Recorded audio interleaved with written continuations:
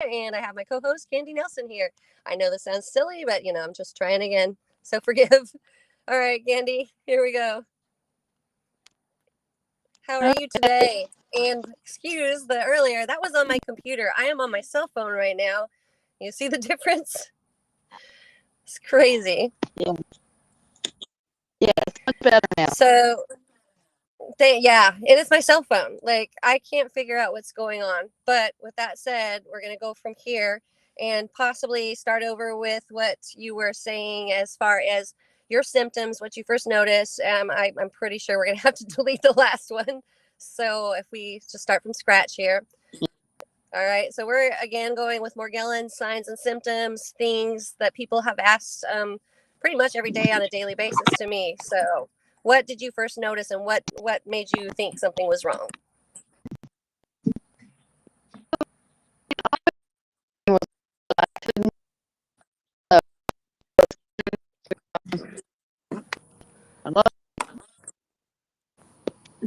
Right.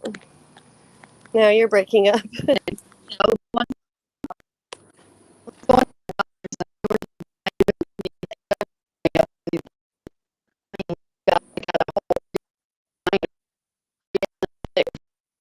Okay.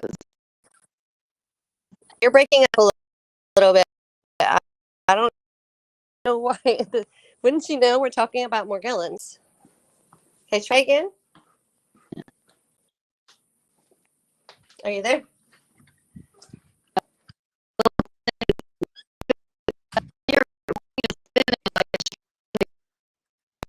Okay, so for anyone that doesn't believe that anytime we talk about Morgellons, these things, honestly, honest to goodness, happen. You are experiencing it firsthand. So when you talk about black helicopters, for instance, same thing happens. Or when you want to talk about Morgellons, 100%. So Candy's back. We're going to try this again.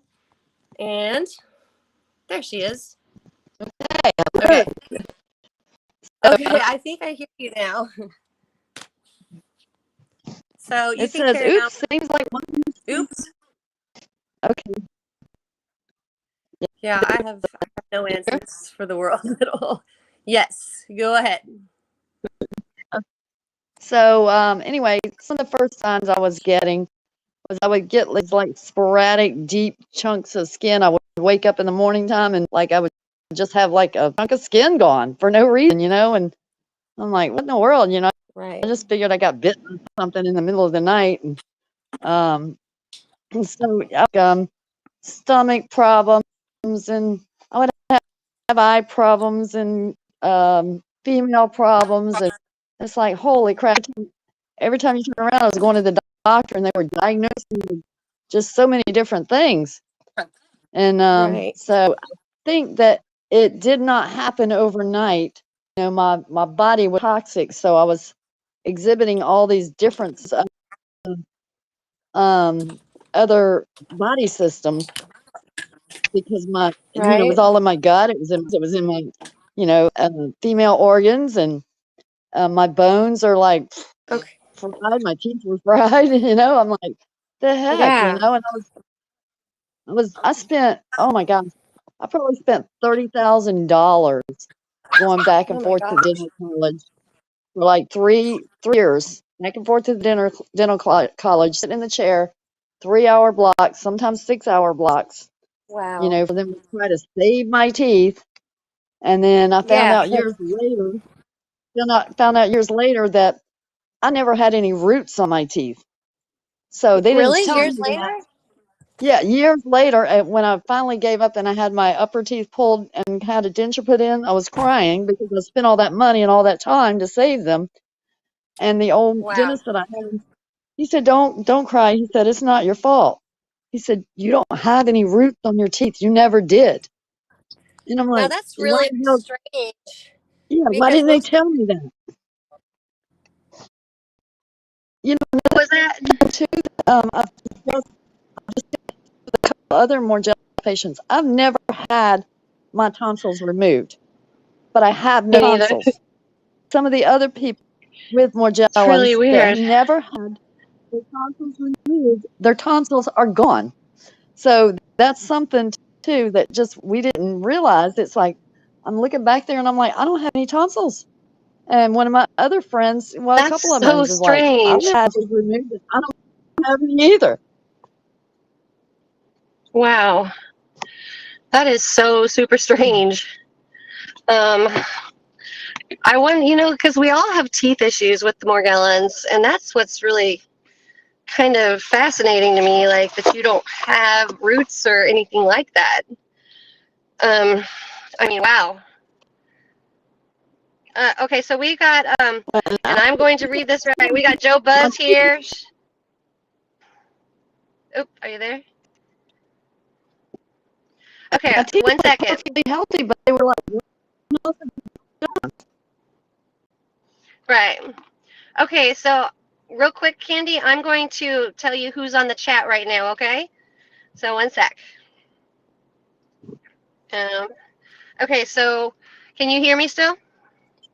I can. Okay, so we have Sharon Johnson. She says, hi, ladies. Then we have Joe Hey, Buzz, Sharon. and he says, I lived in West Hills for 7 years. That's LA by the Kardashians. Poor guy. I'm just kidding. You're going to get knocked over by some butts. Okay, then we have Cindy Kristen Kristen Ziano, and she says it's buffering. But thank you all for being here. I apologize again for the workmanship on this, but I promise you it's not for lack of trying and lack of literally everything, because Candy and I have both tried, and well, here we are, right? So, uh-oh, guess what? You guys will never guess. Lost Candy. Totally just lost her. So maybe she'll be back here in a second. There she is. Okay. Okay. Yay. Okay, Candy, take it away. Can you hear me? I hear you. I can hear you breathing. Can you hear me, Candy? Hello? Hey, my dog is. Sorry, Okay, I hear I you. accidentally I kicked myself off that. Sorry, guys.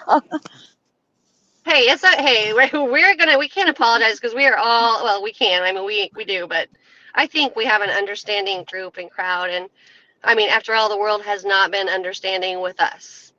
So I think No. we learned a lot from that treatment how not to be. So, okay, Candy, I'm sorry. Yeah. And go ahead with what you're saying. I just wanted to welcome the guests that are here right now. Okay. And then No, not also me, you.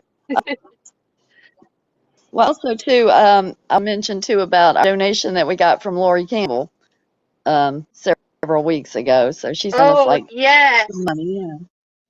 So that helped out a lot. That, you betcha. That was phenomenal. This, this, Yeah. this really is biting. There I am.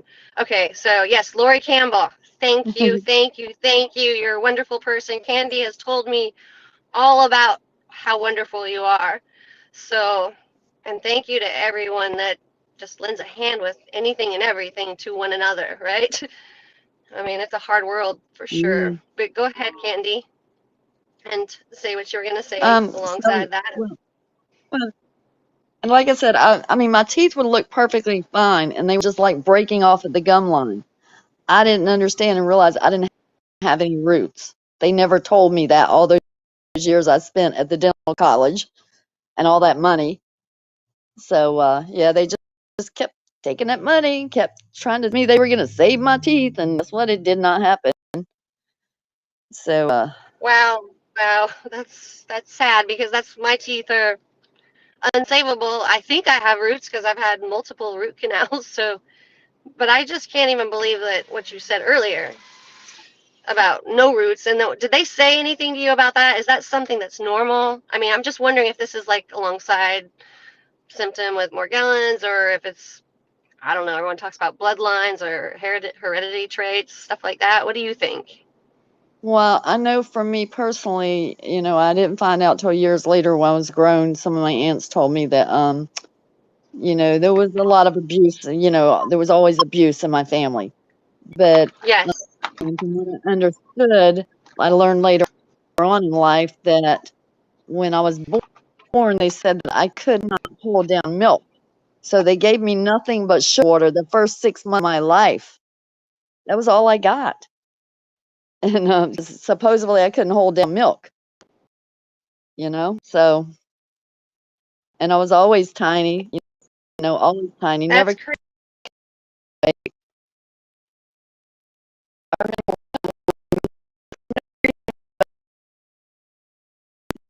figure out.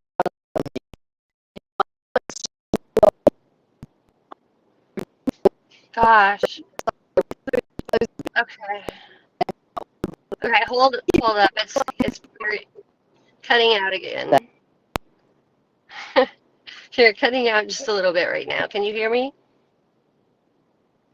Okay, for some reason you are breaking up really bad.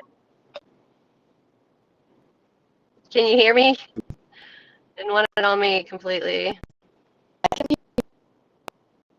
Okay, so you're cutting out, and I'm not sure why. Well, I think you and I both know why, but try again, okay? Because you were cutting out.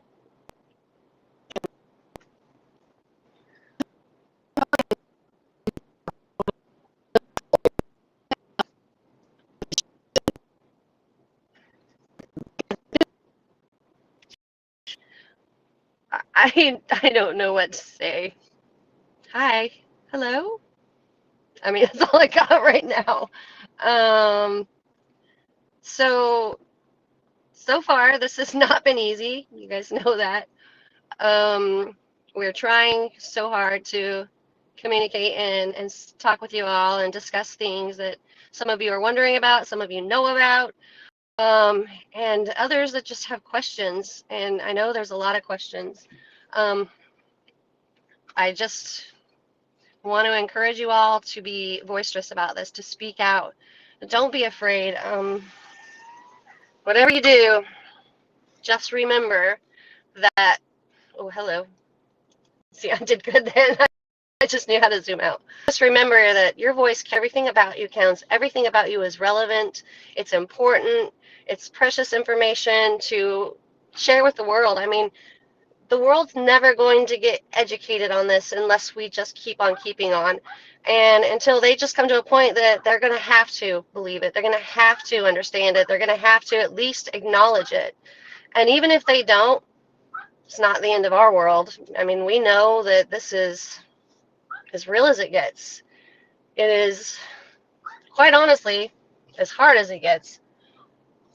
But it's okay. We're warriors. We're strong. We're perfectly and wonderfully made in God's name. Now, bear with me. I'm going to check for Candy again. Oh, so not seeing her. When you guys let my little finger, it's like so annoying. It annoys me too. So trust me, when I watch these later, I'm like, oh, that's classy. Classy gal. Um, but what I was saying to you all is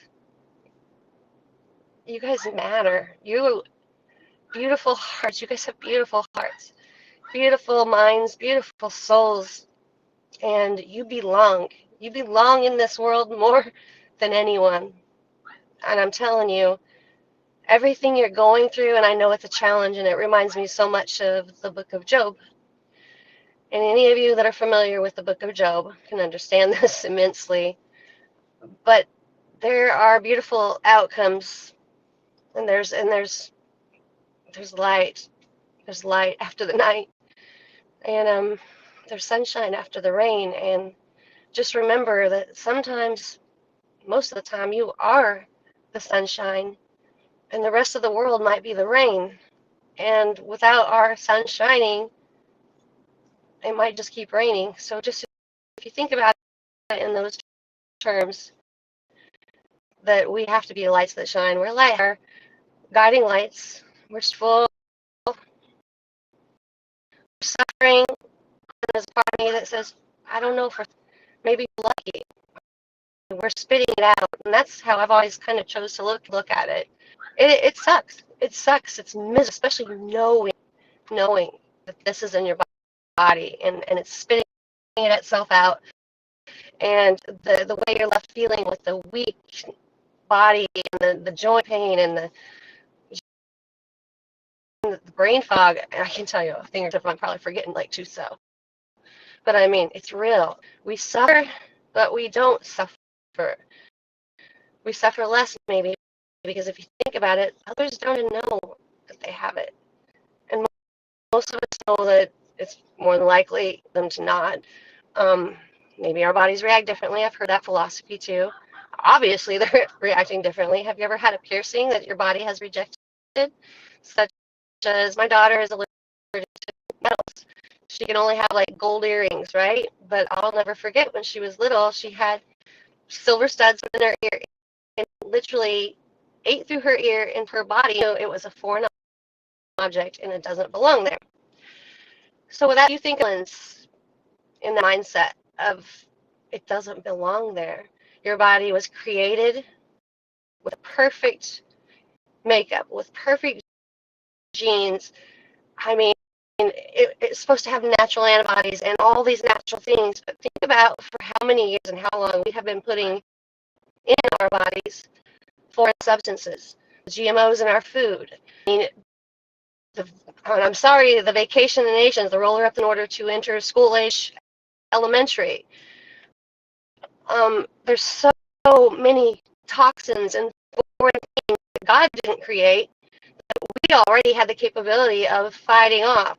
Not lie, we know that there are these things that come that are pretty still. Did we really make it better by putting things in like our food, preservatives, or like was it genetically modified organisms? How could we have possibly made that? Our bodies, no. Ours, not everyone's, because they made these things for the bodies to actually adapt to it, kink in it. And some of our bodies that know it and know that it's not supposed to be there, well, we spit it out. So I know it causes weakness, pain, fatigue, frustration, hurt, psychological, emotional damage. I know this. Just remember, there's a whole world full of us, like a whole world full of us just like us. So you all have us. We have each other. We are the glue that holds it all together. We really are, all of us. We all contribute in different ways and different things, and when one's feeling weak, another might lift that person up, but we're here to carry each other's loads. We can't count on the outside world. We already know that. Can't really count on even our family, most of us, some of us, a few of us, me, because they don't have the capability in understanding these things. But I do have to say, we all think, well, maybe they're so mean, like they're doing it. I think they don't have the capability. And again, I said my experience, my family would have never been like that in a million years. I grew up with a wonderful, loving, giving, like almost your perfect family, you know, caring, lending a hand, and caring about others no matter what it was, you know. It's like, oh, that guy messed up, he's so bad. My family was like, it's okay, he gets another chance, he gets a chance, okay. But now, that's not them. And I know many of you have experienced this, so what I'm telling you is, I believe they're already affected, because that's not normal behavior. And nanotechnology, smart dust, whatever you want to call it, is programmable matter. You can program that your body has already ingested. They can manipulate that and program it just like a computer gets a virus. Your body gets a virus. All of this stuff is man-made. It's being controlled. And, you know, you talk about targeted individuals. I know a lot of you are familiar with that, and some of you are probably one of those. And I myself am, or have been, I should say, not so much anymore. But even that is not necessarily a thing. We can be programmed to see things or be victimized and feel things like EMPs or, you know, there's electromagnetic charges going on all the time. But our bodies are electric. We're electrical beings. So it wasn't really like someone that was just a genius or Einstein that figured this out. If you think about it, it's common knowledge. And somebody just went with it, all the while keeping us dumbed down, pointing over there when we should have been looking over there. I mean, it's plain and simple. So once again, I feel bad. I don't know why I lost candy again, and why even tonight I was on the computer as should be and appropriately, and not working. I have full bars. Wi-Fi reception was perfect. So, but we're living in an imperfect world, guys. And we're not perfect, but we have to set an example for perfection in a very imperfect world because the others are just sleeping still. They're sleeping through life. And they're going to continue to sleep unless we make a loud noise. So I just want you all to make a loud noise. I encourage you to just be vocal and embrace yourself. Love yourself because, yeah, I know we're like an Airbnb right now, like we're the hostess with the mostest. We got all sorts of things living inside of us that shouldn't be there, but we're also spitting them out. And everyone else is like the purchase of a home. So if you want to look at it like that, but just pray every day because the good Lord has had us in the palm of his hands the whole time. And every time we get afraid or we're fearful, we're letting Satan get the best of us. And we shouldn't. We just need to put our trust and our understanding in God and not necessarily in the worldly things that are happening to us. I know, easier said than done, but we got to try. We got to try and try and try again. And I mean, none of us are afraid anymore. We're not real fearful people anymore, right? After one's gone through this, what we're going through, you rise up out of those ashes and you become a warrior. You guys are warriors. We don't fear death. We don't fear tomorrow. We don't fear today. We don't fear at all because we've already experienced the scariest thing that anyone could. And without the other world knowing that we have, we've got already an advantage. We have to be those lighthouses. We have to lead them.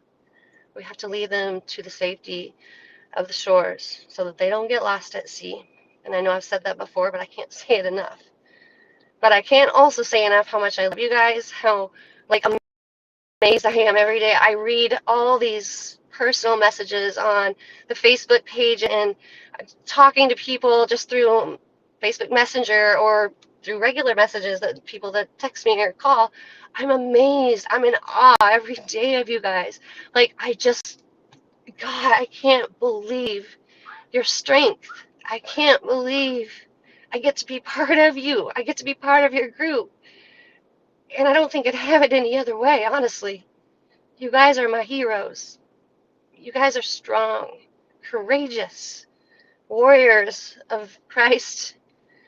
And your reward is coming. It is coming. And you are deserving and you are worthy. And you'll have it.